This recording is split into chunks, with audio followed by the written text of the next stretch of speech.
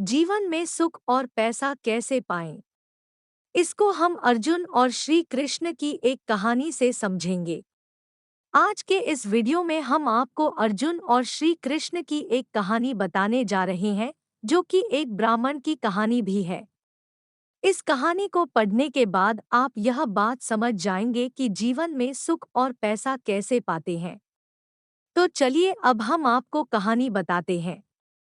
शुरू करने से पहले मैं आपसे निवेदन करना चाहूंगी कि आपने अगर अभी तक चैनल को सब्सक्राइब नहीं किया तो प्लीज चैनल को सब्सक्राइब करें। एक बार भगवान कृष्ण और अर्जुन सैर के लिए निकलते हैं, तो रास्ते में उन्हें एक गरीब ब्राह्मण भीख मांगते हुआ दिखाई देता है। यह देखकर अर्जुन को उस ब्राह्मण पर दया आती है और अर्जुन उस ब्राह्मण के पास जाकर उसे सोने की सिक्कों से भरा थैला दे देता है और वह सोने के सिक्कों का थैला पाकर ब्राह्मण बहुत खुश होता है। अब ब्राह्मण अपने घर की ओर चल पड़ता है, लेकिन घर के रास्ते में एक चोर उस ब्राह्मण से वह थैला चुरा लेता है। ऐसा होने पर ब्राह्मण अपनी किस्मत को कोसता है और अपनी किस्मत पर रोता है। लेकिन दूसरे दिन ब्राह्मण फिर से भीख मांगने के लिए घर से निकल पड़ता है। कृष्ण और अर्जुन अगले दिन फिर से उस ब्राह्मण को भीख मांगते हुए देखते हैं। जब अर्जुन उस ब्राह्मण के स्थिति के बारे में पूछते हैं, तब ब्राह्मण ने उसके साथ हुई हर बात की जानकारी अर्जुन को देते हैं। अर्जुन को भी ब्राह्मण के भाग्य पर दया आती है, इसलिए अर्जुन इस बार ब्राह्मण को एक बहुमूल्य हीरा दे देते हैं। हीरा को पाकर ब्राह्मण बहुत प्रसन्न होता है और घर जाकर हीरा को एक पुराने मटके में रखकर चैन की नींद सो जाता है। अगले दिन जब उसकी नींद खुलती है, तो वह यह देखता है कि मटका नहीं है।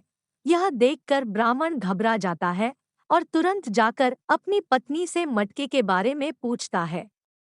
तो उसकी पत्नी उससे कहती है कि आज सुबह जब मैं तालाब का पानी भरने गई तो मटका मेरे हाथ से फिसल कर तालाब में गिर गया। तो मैंने पानी वापस भरने के लिए पुराने मटके का इस्तेमाल किया और जैसे ही मैंने पुराना मटका पानी के अंदर डाला तो मटके से कुछ चीज गिरकर तालाब में चली गई।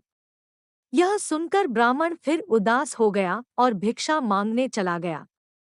पिछले 2 दिनों की तरह आज भी कृष्ण और अर्जुन एक साथ सैर करने निकल पड़े थे।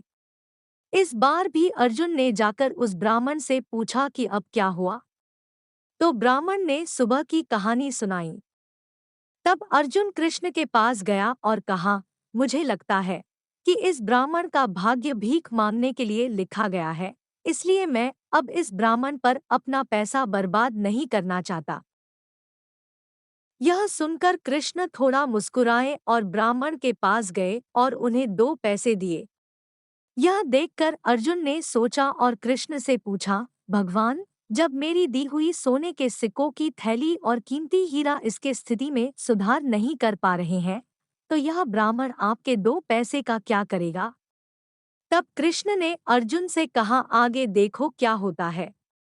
इसके बाद जैसे ही ब्राह्मण अपने घर की ओर चल रहा था और अपने भाग्य को कोस रहा था, उसने रास्ते में एक मछुआरे ने पकड़ी हुई एक मछली को अपने जीवन के लिए संघर्ष करते हुए देखा और उस ब्राह्मण को मछली पर दया आ गई और वह सोचने लगा कि ये 2 पैसे मुझे खाना नहीं दे सकते, लेकिन मैं कम से कम इस जीव की जान तो बचा ही सकता हूँ। और उसने मछली खरीद ली और जैसे ही उसने मछली को नदी में फेंकना चाहा, उसने देखा कि मछली के गले में कुछ फंसा हुआ है, जिससे वह दुविधा में है।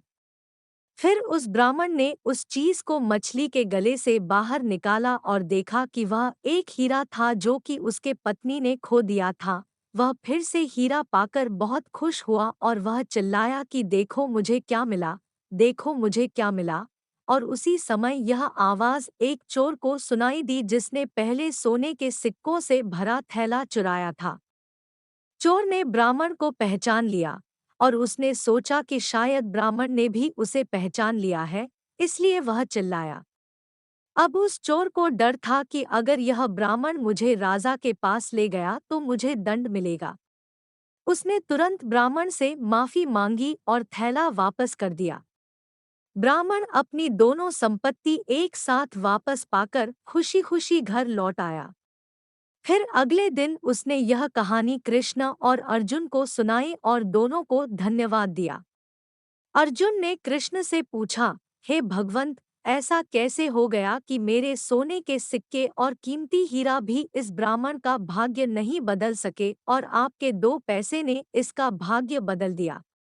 कृष्ण ने अर्जुन को उत्तर दिया कि जब उसके पास सोने के सिक्के और हीरे थे तो वह केवल अपनी और अपनी जरूरतों के बारे में सोच रहा था, लेकिन जब उसके पास 2 पैसे थे तो उसने अपने सामने दूसरे प्राणी की जरूरत को महत्व दिया और इसलिए मैंने उसकी जरूरतों का ख्याल रखा। श्री कृष्ण ने आगे यह कहा कि जब आप दूसरों के दर्द और ज़रूरतों के बारे में सोचते हैं और उनकी मदद करने के लिए काम करते हैं, तो आप भगवान का काम कर रहे होते हैं और इसलिए भगवान खुद आपकी देखभाल करते हैं। यदि आपको आज का यह वीडियो पसंद आया हो तो आप इसे अपने दोस्तों के साथ और सोशल मीडिया साइट पर ज़रूर शेयर करें। प्लीज़ चैनल को सब्सक्राइब करें और वीडियो को लाइक भी करें।